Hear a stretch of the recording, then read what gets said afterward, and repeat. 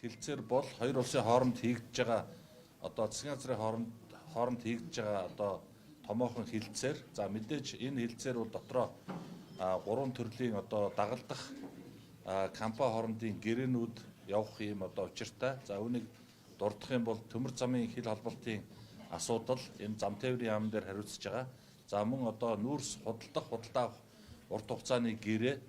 За дээрэс нь уурхай хүчин чадал нэмэгдүүлэх гэсэн ийм гурван одоо цогц зүйлээс бүрдэж байгаа гэдгийг та бүхэн мэдж байгаа. За мөн үүний өмнө бид бүхэн улсын хурлаар энэхүү засгийн газар хоорондын хэлцээрийг одоо байгуулахад баримтлах үндсэн чиглэлийг улсын хурлаар батлуулсан. Энэ үндсэн чиглэлийн хүрээнд болон одоо байнгын хороо улсын хурлын чуулган дээр батлагдсан одоо тэр хүрээнд нь энэхүү хэлцээрийг байгуулж чадсан гэдгийг хэлье. За сүүлийн үед энэ дэлхийн одоо зах зээл дээр болж байгаа Америкийн нэгдсэн улсын баримталж байгаа бодлого буюу Трамп тарифын нөлөөнөөс болж олон улсын худалдаан дээр нэлээд асуудал үүсэж байгаа. Үүний үр дүнд гангийн хэрэгцээ нүүрсний үн унах гэсэн энэ асуудлууд үүсэж байгаа энэ цаг үед энэхүү хэлцээрийн бас ач холбогдол илүү оршино гэж үзэж байгаа. Юу гэхээр өмнө нь бидний борлуулж ирсэн нүүрсэн дээр нэмэлт байдлаар шууд 5 сая тонн нүүрсийг энэ жил борлуулах ийм одоо гэрээ явагдана. Үүний дүнд бид нар 400 орчим сая Америк долларыг бол нүүрсний борлуулалтаас нэмж төвлөрүүлэх ийм боломж бүрдэж байгаа гэдэг хэлье. За мөн одоо 1955 оны хоёр улсын замын үед энэ одоо төмөр замын хил холболтоос хойш 70 жилийн хугацаанд хийгдэж байгаа хоёр дахь төмөр замын хил холболт байгаа. Тэгээд та бүхэн хэлцээрийн үед харсан үүнийг дагуулад бид нар гашуун сухад ганц модоо холбосны дараагаар шивээ хүрэн сэхэ ханг мандал бичигт зүү хатавч мөн цаашлаад баруун зүүн одоо коридороор төмөр замыг холбох гэсэн асуудлууд бол маш хурдтай шатараагаар хэрэгжинэ гэдгийг бас та бүхэндээ хэлье. Хятадын тал 3-ыг хамтаарна гэрээ явуулна гэдэг одоо энэ хүчлээр эмтлэлийг одоо тавьсан. За зам тээврийн яамны хувьд бол төмөр замын хил холболтын төмөр замын байгууламжийг барих энэ асуудлыг хийн.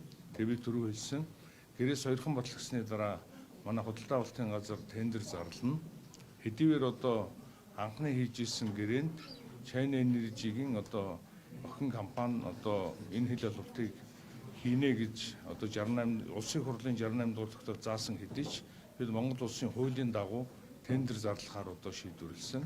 За энэ тендерийг зарлагдсны дараа бүтээн байгуулалтыг аль болохоор одоо тендерийн хэмжээнд аль бага үнэтэй мөн одоо богино хугацаанд хил холболтыг хийх энэ одоо ажлыг эхлүүлнэ.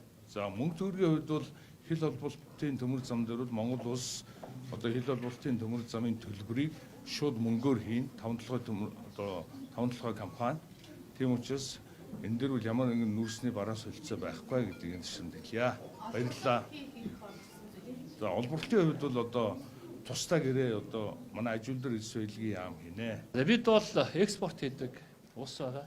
Гэтэл экспортын бараа бүтээгдэхүүн түүний хэрэглээ бол дэлхийд даяар энэ тарифын хязгаарлалттай холбоотойгоор бол хэмжээ нь бол асар хэмжээгээр бол буурж байгаа. Энэ үзэгдэл бол богино хугацааны үзэгдэл биш байна.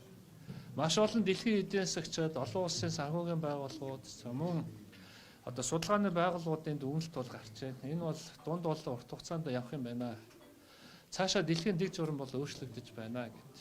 Тэгээ энэ цаг хугацаанд ямар одоо арга хэмжээ, ямар байдлаар хийх ёстой юм бэ гэхээр бид бол экспортынхаа гарцыг нэмэгдүүлэх үнэхээр энэ заашгүй шаардлага бол байгаа. Тэгээд институцийн хувьд хоорондоо нэгдэж нэгтрах ийм зайлшгүй шаардлага байна. Европын бүх улсууд нэгдэж байна, нэгтэрч байна. Сая Арабын улсуудаар айчлаад ирэхэд Арабын улсууд түүхэндээ байгаагүйгээр нэгтэрч байна. Өөрсдийнхөө зах зээлийг хамгаалах бодлогоо явуулж байна. Дээрээс нь хамтарч одоо худалдаа наймаагаа яаж үргэлжлүүлэх гэдэг дээр хамтарсан ийм бодлогыг бол бий болгож. Тэгэхээр Монгол улсын хувьд бид нар ямар байдлаар асуудалд хандах вэ гэхээр энэ биднээс үл хамаарсан байдлаар том гүрнүүдийн хоорондох юм худалдааны асуудал зөрчлүүд ингээд гарч ирсэнтэй холбоотойгоор бид нар өөрсдийнхөө экспортын гарцыг нэмэгдүүлэх, гадаадын хөрөнгө оруулалтыг татах, валютын урсгалыг бий болгох энэ чиглэлээр бол зайлшгүй одоо арга хэмжээ авах шаардлагатай. Тэгээ засгийн газар бол энэ дээр идэвхтэй ингээд ажиллаж байгаа. Тэгээ үүний хүрээнд бол өнөөдрийн энэ гэрээ хэлцлийг бол өнөөдөр хаврын чуулганы эхний өдөр бол өргөн барьж байгаа юм учиртай юм. Үр дүнд нь юу болох вэ гэхээр бид нар экспортын гарцыг нэмэгдүүлэн орлогоо бол доктортой барихыг бол хичээнэ. Тэгээд хил холболтуудаа бол яарвчлан эхлэхийг бол өнөөдрөөс ингээд одоо ажил хэрэг болгоод явах гэж байна. Тэгээд үр дүнд нь бол одоо хэдийгээр үн буурч байгаа ч гэлээ гэсэн бит хэмжээгээр экспорт өсөх. За тэгээд хил холболтууд өснөөсөө болоод Монголын нөгөө гарч байгаа бомбуудын урсгал нь сайжрах, эргээд бид нэр төлбөрийн балансаа барих, макро эдийн засгийн доктортой байдлыг хангах гэсэн энэ бодлогын арга хэмжээнүүдийг авч хэрэгжүүлэх энэ суурь нь тавьж байгаа гэдэг онцлог юм байна. Тэгээд тийм болохоор энэ өнөөдрийн энэ гэрээг бол бид нар маш яралтай байгуулах юм шаардлагатай байгаа.